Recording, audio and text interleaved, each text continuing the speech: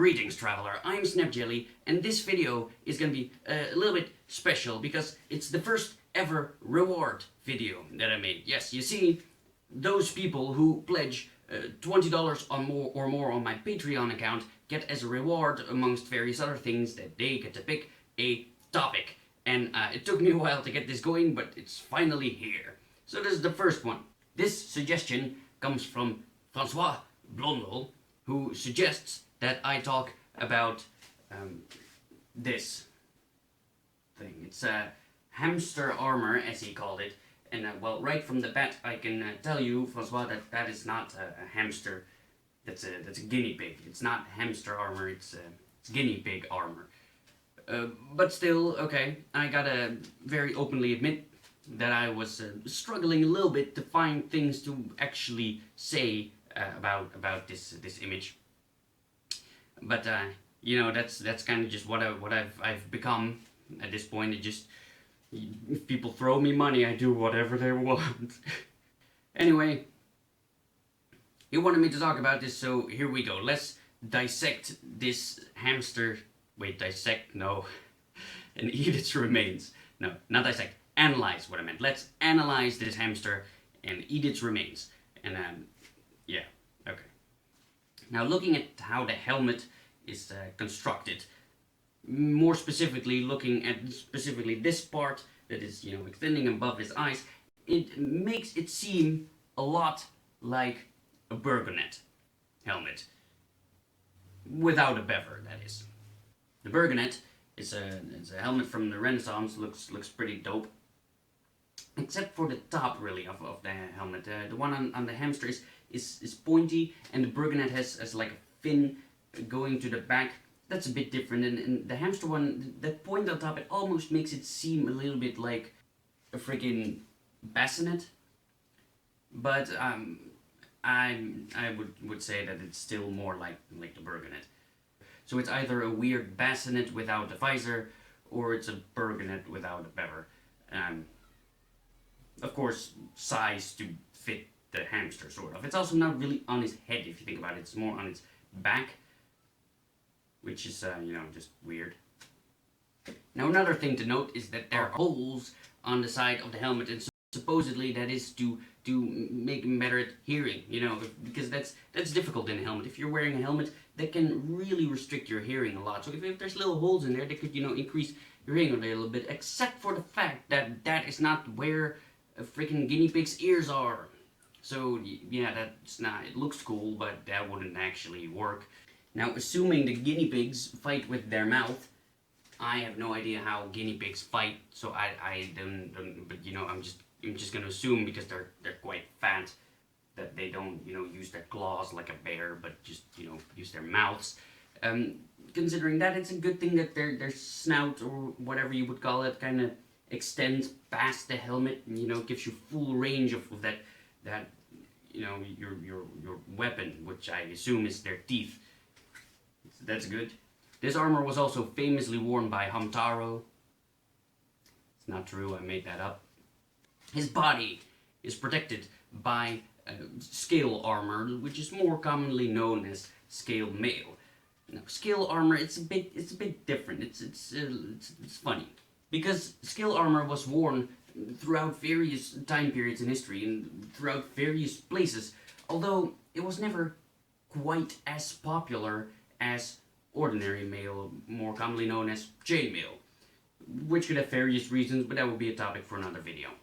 I would say that overall, though, for a guinea pig, it would be beneficial to have scales rather than normal mail, because the mail might get stuck in your hair, and, you know, I have that problem with my lush flowing mane, of course, that when I wear like a male coif, even with padding, like occasionally if something slips, it gets stuck in your hair, and like taking a male shirt off and you throw it kind of over your head like that, it scrapes past your hair. That's not really a pleasant thing. So if you have fairly long hair, that's a problem. No, I can imagine that this guinea pig does not really wear any padding, but you know, his fur is kind of the padding, I would assume. But you know, his fur would get stuck between the links of the male, and that's not really something you want. Also, a huge benefit of male over scale armor would be that male is more mobile, but again, it's really just coverage of the guinea pig, so it doesn't really matter that his armpits aren't really protected as well as it would matter on humans. So I would say that scales are a good way to go for a guinea pig. Oh, holy shit. Apparently you can buy this armor on eBay. Which is not worth it, but still, that's pretty cool. So if you have a guinea pig, and you want it to look awesome, because it does look pretty cool though. Okay, if I had a guinea pig, I would probably buy this armor. But also, if I had a guinea pig, I would probably eat it, so... then the armor isn't that useful anymore. If it was bigger, then I would probably choose to ride this into battle rather than a horse. I mean, it is way cooler than a horse, if you think about it. Like a big guinea pig, like a pretty sizable guinea pig it would need to be. And also, considering they're quite fat, you would have to, be fairly flexible if you wrap your legs around that. But still, that would be worth it. All that would be worth it if I could ride a giant guinea pig into battle. What am I doing with my life? I don't know, man. I don't know. I'm kind of already scraping the bottom of the barrel here. If you didn't notice yet, it's just it looks very cool. It's decorative. It looks pretty dope. If you have a guinea pig and you have money to waste, then there you go. You can buy it apparently, and that would be fairly cool. You could post some pictures on Instagram. With that, I would probably, if I would ever see it in real life, then I would probably post some pictures of it on my Instagram and go like, hashtag armor, blah blah. That stuff gets all the likes and But yeah, I don't think a guinea pig would really be the most efficient combatant. Maybe I should have put more thought into researching behaviorisms of guinea pigs to truly know. Perhaps they're like very freaking aggressive animals, but as far as I know, they're just small, cuddly balls of fur. Not really a battle kind of animal. So armoring them up is. I feel like if you would be attacked by just a hurdle of armored guinea pigs like that.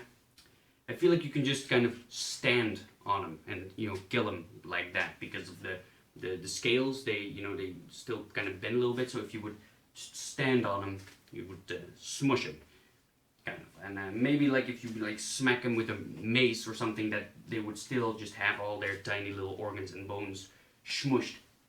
Or perhaps with a sword even. There's a spider on my wall. Hey buddy, how are you? Come here. Come here.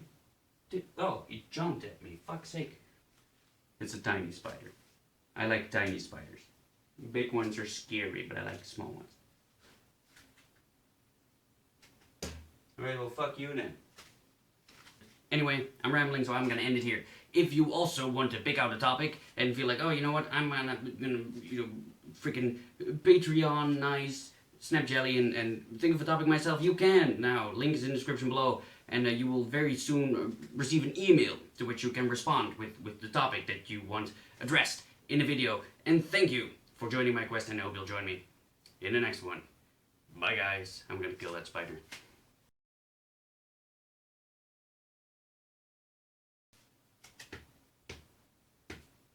Fucking die.